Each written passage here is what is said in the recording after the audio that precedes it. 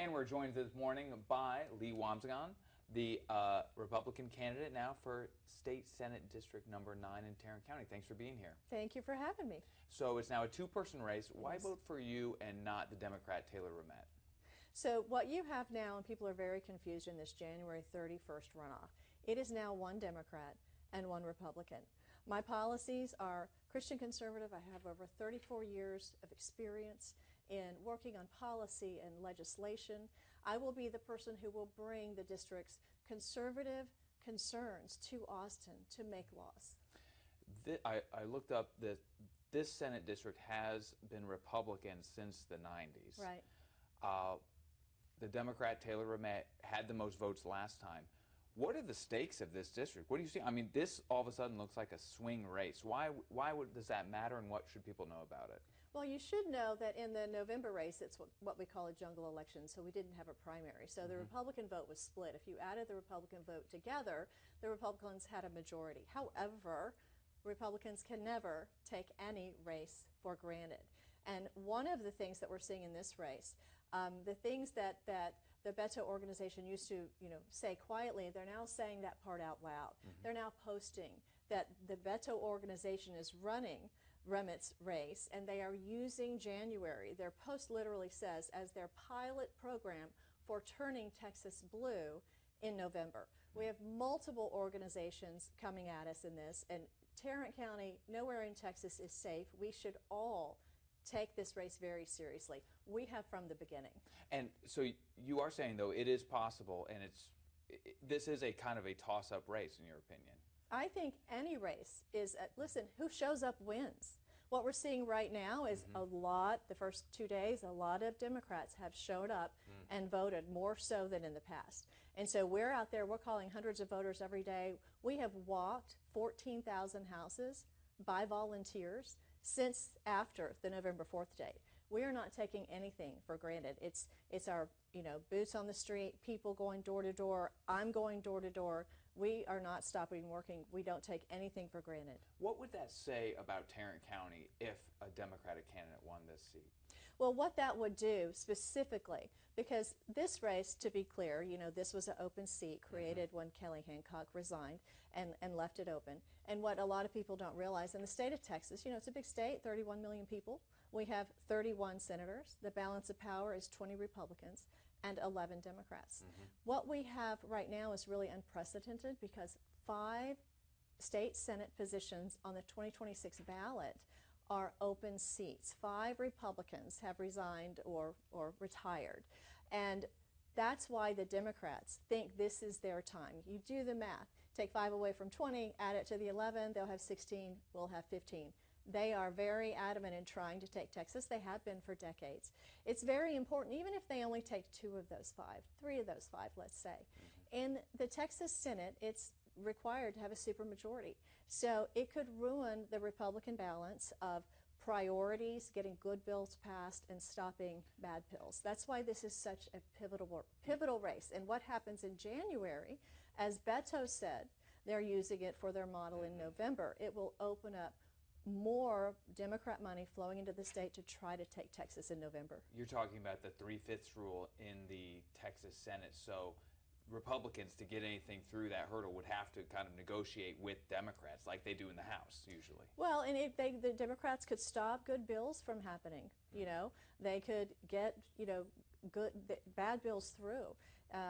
As a Republican, I believe conservative policies are the best for all Texans. So I want to keep the power in Texas Republican. A lot of Republicans I've heard on the campaign trail, listen, why are taxes so high? You guys been in power.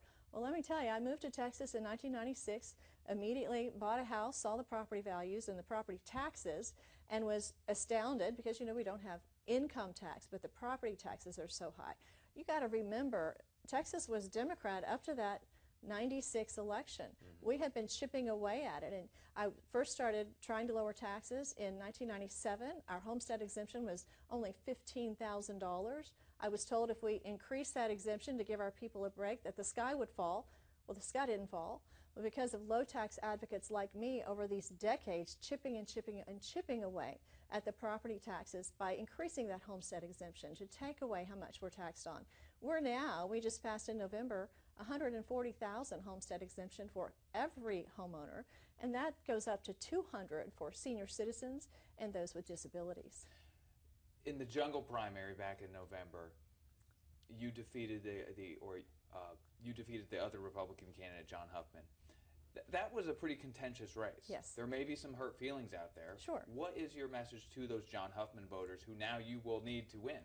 My message is I've been working in conservative policy and politics for 34 years.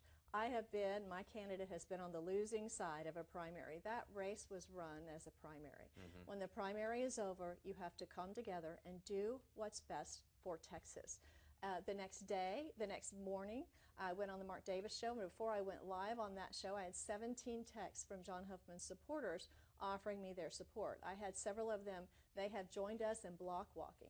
So Republicans know we need to come together, because while we may disagree on this or that, the most important thing is we believe in our conservative policies, and we believe Texas has to stay red. One of your messages is that you're the Christian conservative in the race. Mm-hmm. How do you balance those, kind of social issues, gay marriage, abortion, transgender issues with, the word this cycle seems to be affordability. People are talking about property taxes, right, electricity bills, and just the cost of goods and service. How do you balance those? Well, the messaging is one thing. The reality is another, right? I wish we had more time to go dive deep into messages. I love getting to root problems and figuring out solutions. But the social issues, I am pro-life. My opponent is not. I have been pro-life, and I have a record of being pro-life. I also believe that it's important to have and keep pro-life laws. Mm-hmm. However, it's also important to be the hands and feet of Jesus to these women in crisis pregnancies. That's why I volunteered my time with Mercy House Ministries. It's a crisis pregnancy center, and multiple crisis pregnancy organizations to be the hands and feet of Jesus to the women in these crisis pregnancies. There's a great organization called Embrace Grace. They have really turned around the churches. Churches are no longer shunning women that are in crisis pregnancies. They're embracing them, helping them, giving them food and shelter, and helping them regardless if the woman wants to keep their baby, mm-hmm, or do the most loving option of adoption as opposed to ending that baby's life. Do you feel like there's been too much focus on those issues, though, at the expense of the economic issues, the affordability issues?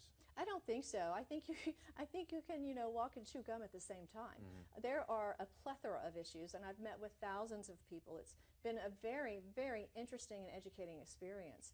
We can lower taxes. We can do all of the things and still hold our moral values. Parties in power in D.C. usually do a pretty bad job in the midterms, just historically. Historically, yes. Is there any concern about that Yes. The president and the Republican brand, so to speak, being a midterm election, will weigh you down in this race? Well, I've been endorsed by President Trump, and I will tell you, as the daughter of a cop, my first house was a trailer. If you would have told that little girl, 58, 50-some years ago, that one day you'd be running for a state Senate seat and get endorsed by the President of the United States, I would have called you crazy. Mm-hmm. So I think our President has done a fabulous job. Affordability is a big issue, and we've made a lot of strides there. Property tax is one of the best things we can do for home ownership and affordability. Those social issues and economic issues can all be solved together, and some of them, cause each other's problems. Mm-hmm. This term, as you said before, is for the expiring term. Yes. The rest of the term that Kelly Hancock left to go be the acting comptroller. No matter what, are you going to run again for the full term?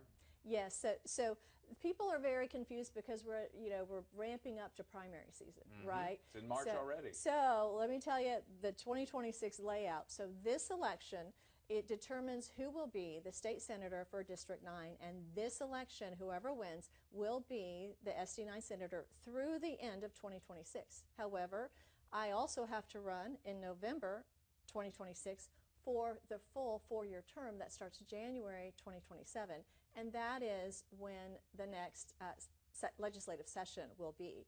If I win in January, what I will have the luxury of being able to do is get my offices set up, start in committee meetings, get to work, get legislation draft so that I have that ready to file in November.